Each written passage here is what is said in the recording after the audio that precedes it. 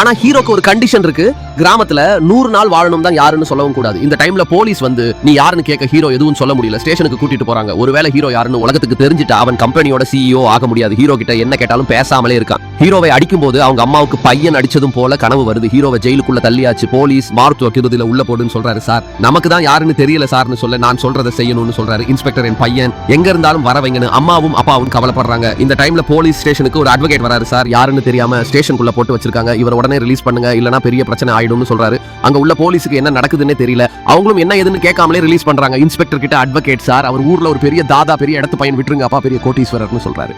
அவங்களும் இவர் சொல்றதை கேட்டு ரிலீஸ் பண்ணிட்டாங்க. ஹீரோவை அடிக்கிறதுக்கு போலீஸ் ஆள் செட் பண்ணிருப்பாரு. இப்பதான் ஹீரோ பெரிய ஆளுன்னு தெரிஞ்சு போச்சு. இல்ல அடிக்க வந்தவங்க அப்படியே திரும்பி பார்க்காம போக சொல்லியாச்சு. நம்ம ஹீரோ ஒரு தடவை அந்த அட்வொகேட் கஷ்டத்துல இருந்தப்போ யாருன்னே தெரியாம ஒரு சின்ன உதவி பண்ணிருப்பான் போல. அந்த அட்வொகேட்டும் அடடா இவர் நல்ல மனுஷனா இருக்காருன்னு நினைச்சு ஹீரோ யாருன்னு தெரியாமலே ஹெல்ப் பண்ணிருக்காரு. ஹீரோ அப்படியே ஹீரோயின் வீட்டுக்கு வர்றான். இப்போ ஹீரோவுக்கும் ஹீரோயினுக்கும் மேரேஜ் ஆகுது.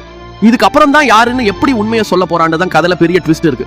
பொண்ணோட அப்பா மாத்திரையோட பேரை சொல்லி எடுக்க சொல்றாரு. ஹீரோ கரெக்டா எடுத்து கொடுக்குறான். படிக்க தெரியாதவனுக்கு எப்படி மாத்திரையை கரெக்டா எடுத்து தர முடியும் அப்படின்னு சொல்லிட்டு கன்னத்திலே ஒரு அடி பலார்னு வைக்காரு.